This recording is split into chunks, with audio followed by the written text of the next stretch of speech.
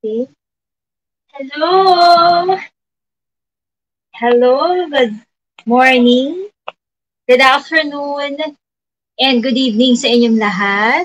Kamusta po kayo? You're watching again, Yayaman Ka, alam mo yan, hosted by yours truly. I'm Cathy Tubianosa, and you are watching my show, Yayaman Ka, alam mo yan, via Broad Stream Cast Communicators online channel. Alright? And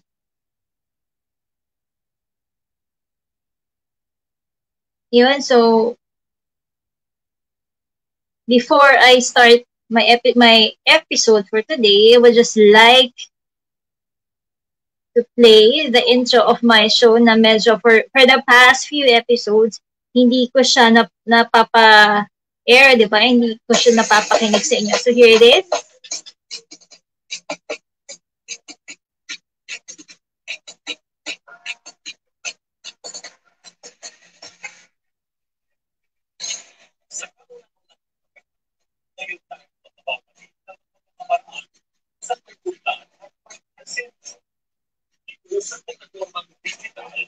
Malalaman mo na yayaman ka. Alam mo yan, ito ang programang magbibigay naman sa ito pag-pinansyal para sa ating mga kababayan. Yayaman ka. Alam mo yan, paglalatag ng mga paraan upang ang iyong perang pinaghirapan ay mapupunta sa wasto at tamang kaparaanan para sa iba't ibang uri ng pamumuhunan. Yayaman ka. Alam mo yan, dito natin mapag-uusapan ang lahat tungkol sa pananalapi. Kaya, yayaman ka. Alam mo yan. At ngayon, narito na siya, ang ating tagapayo, si Ms.Cathy Tubianosa.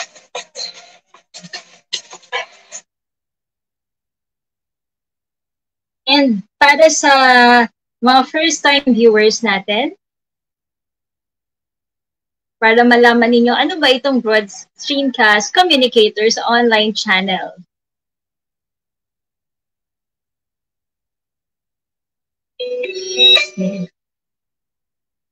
Ito ang Broad Stream Cast Communicators, ang naiba at kakaibang plataforma sa digital broadcast mula Luzon, Visayas, Mindanao hanggang sa iba't ibang dako ng mundo. Broad Stream Cast Communicators, ang sandigan ng sambayanan mula sa walang labis at walang kulang na pagbabalita, paglilingkod, maglalahad ng mga mapagbuong komentaryo at usaping pambayan para sa kapakanan ng karamihan. Broad Stream Cast Communicators, tuwirang maglilingkod ngayon hanggang sa susunod na henerasyon.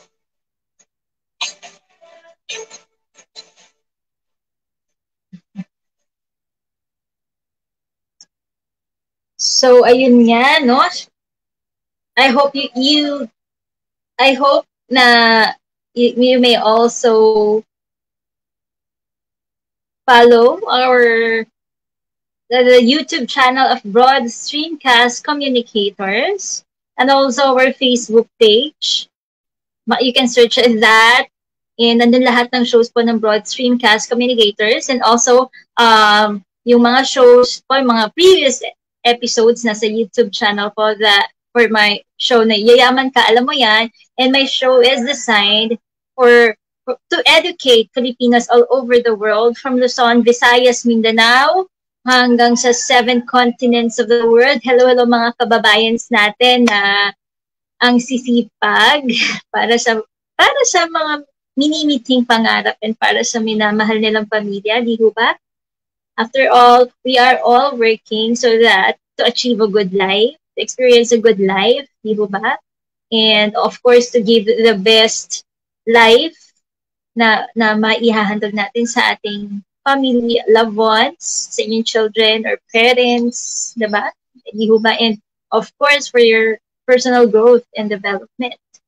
By the way, my topic for today is part 2 of yesterday's episode. So if you happen to miss my episode yesterday, you can always go back to my previous episodes. Just follow subscribe our YouTube channel, Broad Stream Cast Communicators, and you can check on my episode yesterday, and it is entitled "What is Estate Planning?" So I I got my discussion, my topic from the Nerd Wallet website.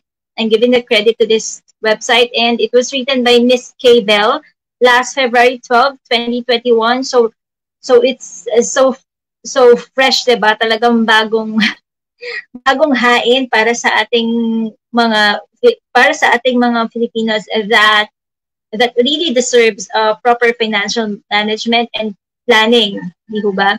After all, if you will just work, receive your income, your salaries, yung kita mo, yung revenues, but then if you will not uh, put it in the right investment para mas magpaganda pa ang pamumuhay ninyo, you'll end up growing old without any investment.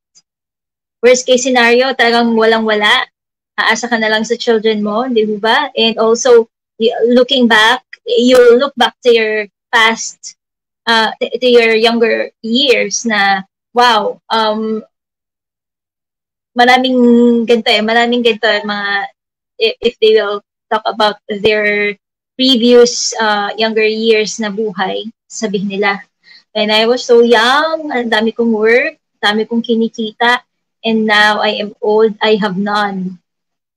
Even $100, wala man lang. So, ang lungkot din, di ba? Nakakalungkot.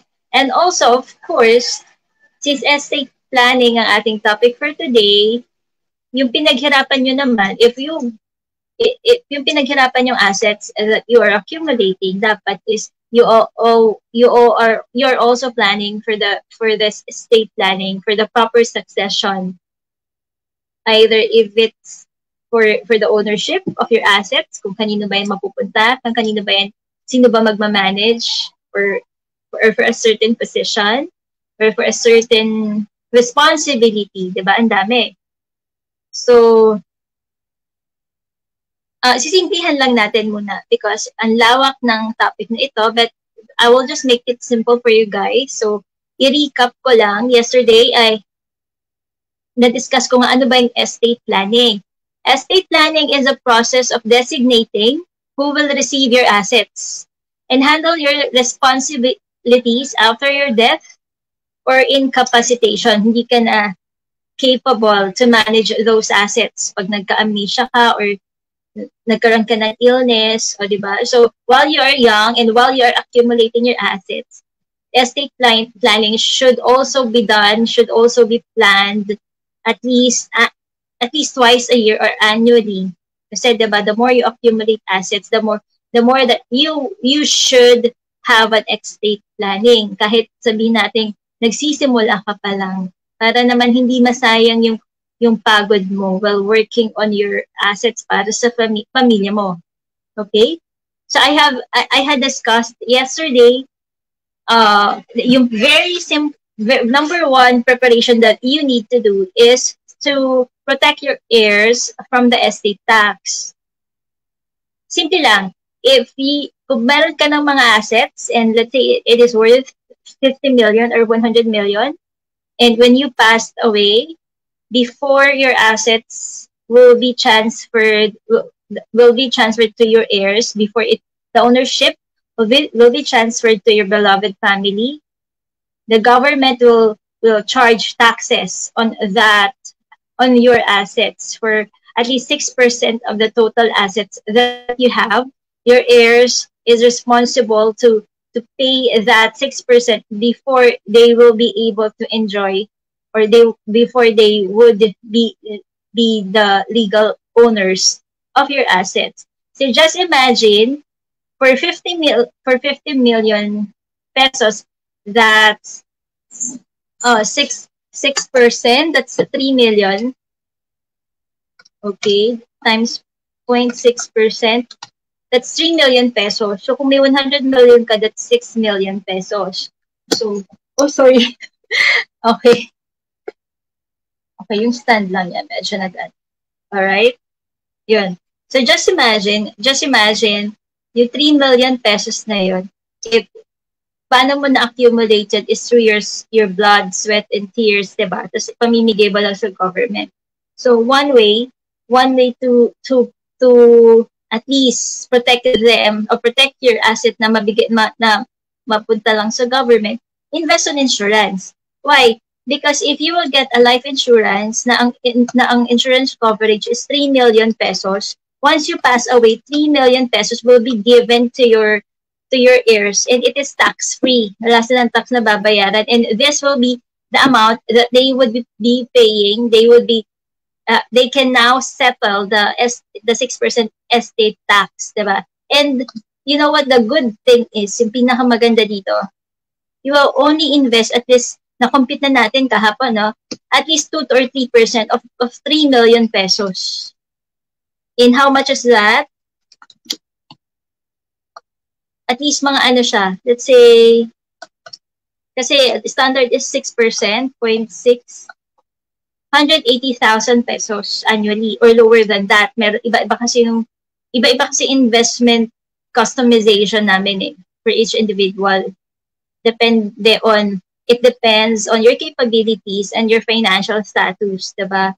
So, at least let's say 50,000 and up to 200K annually, you'll be covered for at least 3 million peso coverage na. Meron din naman yung very minimal lang yung amount. Talagang pag you can compare it to a car insurance na kaya mura lang kasi once you're dun, yun lang ang benefit niya. Yung pinaka-insurance coverage. Okay? And then, so that's just, let's say, pwede na siguro, I guess, 30,000. They'll just shell out around 30 to 40,000. Depende rin sa age mo. Pero if you're a young billionaire, a young tycoon, then I guess kaya na yun, yung mga 30 to 50,000, meron ka ng 3 million pesos. So if it's 6 million or more than that, just multiply that, diba? Okay. Anyway, you can always check on your financial advisors, okay? And then, so i-continue ko na yesterday, nasa number 1 pa lang tayo na steps because these are 7 steps to basic estate planning.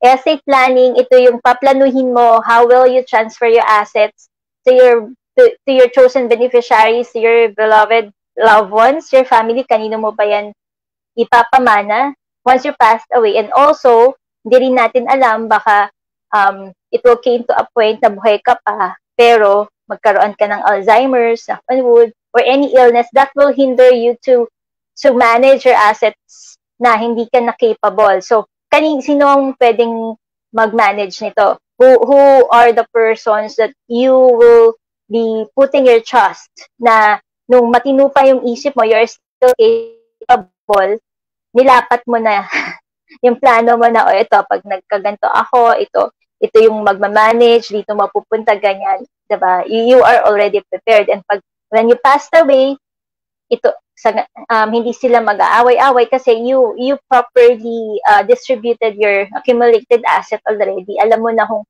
kanino mapupunta, diba? So, you really have to plan as you accumulate your assets. So, hindi lang ito para doon sa mga meron na, but also as early as now, you should be doing that already. Kasi, number 1 thing, why? Because hindi naman natin alam when our time is up. Nobody can predict. Even no one can tell. So, I've been attending seminars. By the way, to Attorney Leo Cabrera. He is a well-known estate planner here in the Philippines. Talagang kilala siya. And I've been attending his seminars. I actually bought his book. 3 sets yun. So, siguro by next month or for another episode, yun yung itatakal ko sa inyo. I will be sharing with you guys. Hindi na kayo magbabasa. Hindi na kayo bibili ng book. But it's just a very affordable and a very good investment. I will be sharing with you guys yun. Aside from the book, I've already attended his seminar via Zoom, and also sa actual it was held, I guess, 2 years ago, if I remember it right. I attended his actual seminar at the Crimson Hotel in Alabang, and it with buffet pa yon, the food was very delicious. It was one of those seminars na talagang ang sulit ng investment mo, 'di ba? Parang you paid to gain knowledge to help our dear Filipinos to plan for their estate planning, and then busog na yung utak mo, then the food, the buffet is so good talaga, parang you are not just gaining wealth in monetary terms, pero when it comes to the richness of your mind, and also syempre 'di ba, parang good food is also good for what do you call that, it is also good for the soul, 'di ba? Kasi that is graces from above. So it was one of those activities na talagang I felt that my job is not actually a job, because I am really enjoying it, all the learnings and all the perks that comes with it, diba? So yeah, the first step was you have to inventory your stuff. I already discussed it. The second step, so since part 2 na to, okay, yung second step natin is yung account for your family needs. Okay, so for the inventory of stuff, para malaman yung explanation, you can go back to my previous episode. Okay, so ito, for this episode, siguro ma-discuss yung 2 or the second and third step. Second step, account for your family needs. Okay, you have to account for your family needs. O, ito na nga, once you have a sense of what's in your state, think about how to protect the assets in your family after you're gone. So the first step is to inventory your stuff. So the stuff, that's your assets, all right? Now, the second step is you have to account for your family's needs. Once you have a sense of what's in your estate, think about how to protect your assets. Okay? Think about how to protect your assets and your family once you're gone. First, how will you account your family needs? First thing that you would have to do is to ask yourself, do you have enough life insurance? Enough na ba yung life insurance mo? If you have your own accountant and you don't actually know na kung how much na insurance coverage mo, go talk to your accountant. Or if you are personally handling your insurance policies, check it out. How much are you covered in such an amount na you will be protecting your heirs from the estate tax, and also your assets from the estate tax.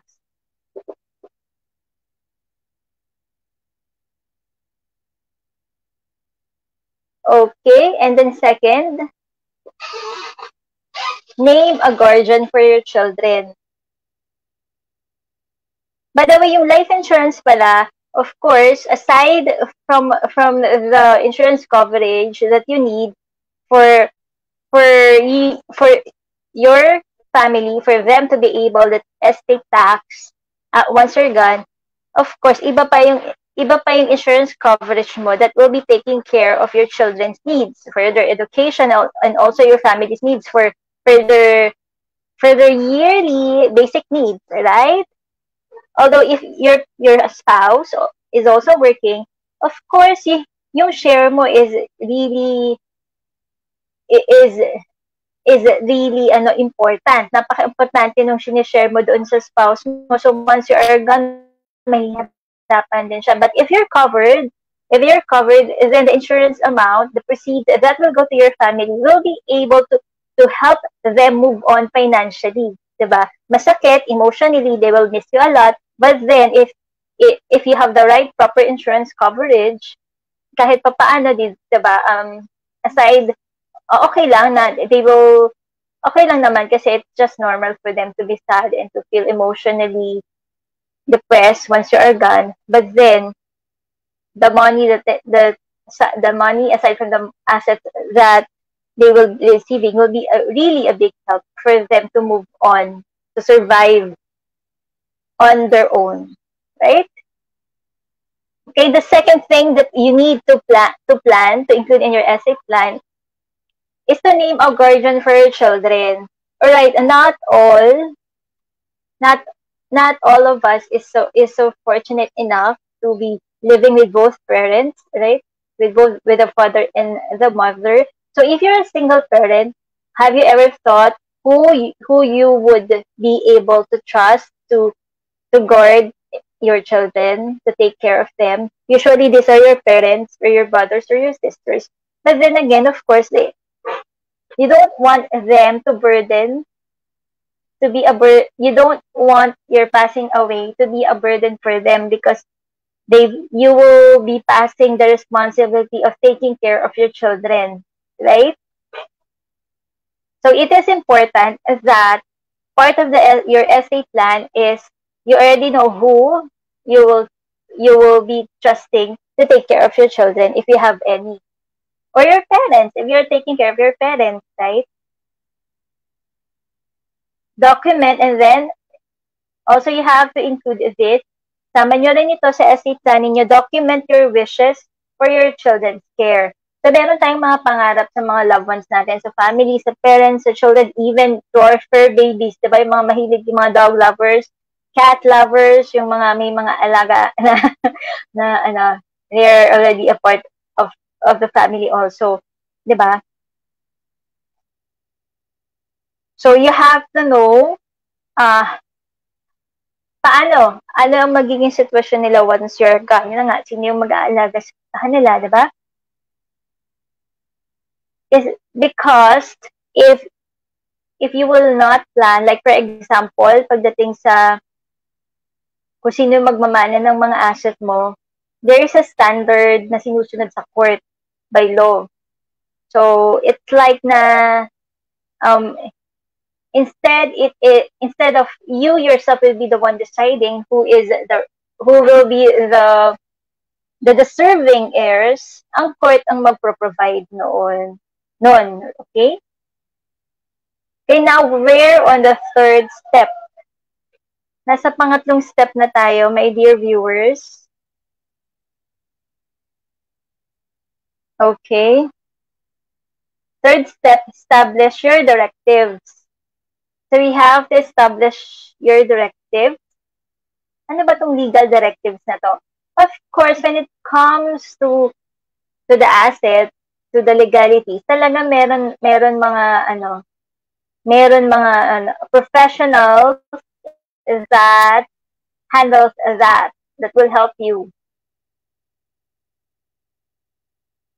For example, a trust might be appropriate. With a living trust, you can designate portions of your estate to go towards certain things while you're alive. If you become ill or incapacitated, your selected trustee can take over. So, yung mga trustee na tinatawag, yung buhay ka pa, meron ka ng appropriate trustee. Okay, upon your death, the trust assets transfer to your designated beneficiaries by bypassing probate, which is the court process that may otherwise distribute your property. So, ito na nga.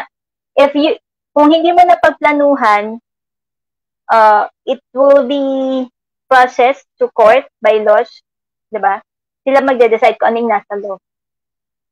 A medical care directive, also known as a living will, spells out your wishes for medical care if you become unable to make those decisions yourself. So, I've mentioned, di natin alam we really don't know. Paano, buhay pa tayo, pero we are not really living the life as before, na kaya-kaya pa natin mag-manage. We are in a good mental state of health, in good physical health, na kaya pa natin mag-decide properly. So, paano pag dumating yun? Pero buhay ka pa nun, di ba? So, you have to, itawag pala doon is medical care directive. You have to plan for that. You can also give a trusted person medical power of attorney for your health care, giving the person the authority to make decisions if you can. Those two documents are sometimes combined into one, known as an advanced healthcare directive. So, ang ganda nito, no? We are not all aware of this. Kala natin, pag namatay lang tayo, yun yung pagtaplanuhan natin kung kanino. Kung kanino mapupunta, diba? Kung ano yung kanino natin gusto na. And also, we have to plan na hindi naman mag-away-away, diba? Yung beloved families natin. But then, this is really important, a medical care directive. Ang daming nangyayari nito. Diba sa mga telenovela, sa mga, or even sa K-drama, okay, sa mga movies, sa Hollywood movies, sa Netflix, like if a tycoon or a very successful women CEO or men CEO or talagang yung network is true enough, unquestionable. Paano pagka nagkaroon siya ng health problem and due to old age or kahit hindi old age, hindi na natin alam ang ngayon, diba? Ang sickness. If paano kung 60 pa lang or, diba? Pag wala siyang medical care directive, paano na yun? We never know sino yung magte-take advantage of his situation. Diba? Yung papanood natin na pipirma, yung ipipilit magpirma-pirma, diba? So, really, a medical care directive should also be included in your estate planning. Okay? And then, yung third, i-discuss ko yung third step, establish, and how you will establish your directives. Third, a durable financial power of attorney. Ano ba to? Alam natin yan, pagka halimbawa nasa ibang bansa ka, pag bibili ka ng bahay, kailangan ng SPA, special power of attorney, para sila yung mag-asikaso, right? Or anything na it is a representative na mag-act in behalf of you. So, you have to this directive allows someone else to manage your financial affairs if you're medically unable to do so. Your designated agent, as directed in the document, can act on your behalf in legal and financial situations when you can't. This includes paying your bills, taxes, as well as assessing and managing your assets. So parang kapatid lang siya ng medical care directive, right? So yun na nga. So kung if you are medically unable to do so, if this came to a point, sila yung magbabayad ng bills, taxes, any responsibilities that requires your signature, requires your assets na kailangan galawin, diba? Kailangan na-access yung assets mo, kailangan i-manage yung assets mo because you're still alive, diba? It's still yours, technically, legally, sa'yo pa rin yun. You just need someone to work on it in behalf of you. And ang tawag doon is yung financial power, a durable financial power of attorney. Okay, and then the fourth directive that you need to establish, a limited power of attorney. So, ang pinagkaiba nito dun sa isa? Can be useful if the idea of turning over everything to someone else concerns you. This legal document does just what its name says. It imposes limits on the powers of your named representative. For example, you could grant the person the power to sign the document on your behalf at the closing of a home sale or to sell the specific stuff. Okay, so ano to? So yung number 3, di ba, you have to establish a durable financial power of the attorney, the person that will be managing and accessing your assets para to work on other things. The 4th directive is lalagyan mo siya ng limitation. You also have to limit the person's power of accessing and managing your asset. Meron din siyang limitation kasi nga you are also protecting it from unexpected taking, if someone might take advantage, diba, of that representation. Okay?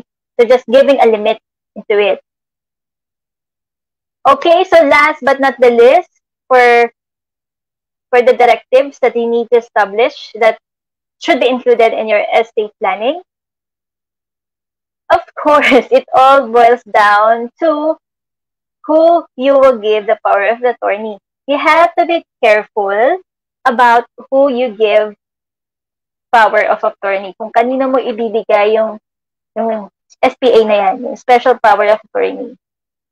Di ba pag-iisipin mo pa lang ngayon, di ba, parang wow, kailangan ko pala talagang pagplanuhan ng estate planning. Di ba? They may literally have your financial well-being and even your life in their hands. Usually, these are the children, di ba, or your parents. Di ba? But the thing is, di ba, since meron ding ibang tao around them, so yun, so I guess, kailangan mo lang mag-pray and you really have to work on having a very good, good family virtues and values. Kailangan strong yung values para yung confidence mo naman, na you know na it will be, your power of attorney will be given with God's graces. Kumbaga, may blessing ni God kung kanino mo man ibibigay yung special power of attorney na yan. You might want to assign the medical and financial representation to different people, as well as backup for each in case your primary choice is unavailable when needed. O diba? So parang beneficiary mo lang din sa mga assets mo. Hindi lang isa, meron kang tinatawag na contingent. Because that is, sa beneficiaries kasi, there are 2 types of beneficiaries sa insurance, primary and the contingent. Primary, sila yung unang makakatanggap talaga. Sila talaga yung chosen rightful heir of your insurance policies. But then, in cases, kasi nga, usually ito yung close mo, baka kasama mo siya when a tragedy had happened, kaya ka nag-pass away. So, yung contingent, yung sinulat mo mga tao dyan, sila yung tatanggap nung insurance coverage. So, dito din, sa directives mo, you also need yung contingency plan. What if yung napili mong tao nawala din? So, meron kayong backup plan. And also, you might want to consider na, nakalagay dito, to assign different people for medical directives and financial representation. Hindi lang iisa. So, parang parang siyang parang it's also, because I am a family business wealth succession planner, yung succession naman ng mga position sa kumpanya, 'di ba? So parang ganun lang din, 'di ba? Talagang you will really have to plan on it. Okay, so it's already 3:57, that's it. Tomorrow, part 3 ng estate planning natin. Ngayon, part 2 to. So I hope na nakatulong ako sa okay, hello Mr. Marco Remulla. Hello po. Hello Sir Marco. Thank you for watching. I hope na nag-enjoy ka, no? And you've gained knowledge, diba? And spread the word about this, but at least we Filipinos will be able to have a strong financial literacy. Okay, so recap ko lang. For today's episode, yesterday, inventory your stock asset. Second, yung second step, account for your family's needs. And third, establish your directives. And tomorrow ulit, part 3 ng estate planning topic natin for today. And excited ako. I don't know, siguro, baka April naman, yung book talaga, I will finish the book. Guilty ako, talagang minsan hindi na nakapag-I will finish the book of Attorney Leo Cabrera and I will share it to you guys. Okay? You can Google him. he is a very trustworthy, talagang very reputable from his father's kilala sa Pilipinas, si Attorney Leo Cabrera when it comes to estate planning. Alright? So, before I end the show, I would like to say good afternoon to Sir Tony Sala, Kuya Tony Sala, and to Tata Ben, and to Sir Charlie Fry, and to all the anchors of Broad Stream Cast Communicators, and to all my loyal viewers, and to all the Filipinos around the world. Salamat po. Salamat po for watching, and also, of course, to my dear and one and only Mr. Dexter Australia. Hello. And gusto ko na rin batiin ng aking hello, mama. na gusto ko lang batiin na din siya, okay, every day. And to my fur babies, diba? Okay, that's it. Thank you so much. Hindi ko na ipapatugtog yung extra. See you again tomorrow. God bless everyone and have a happy Wednesday. God bless.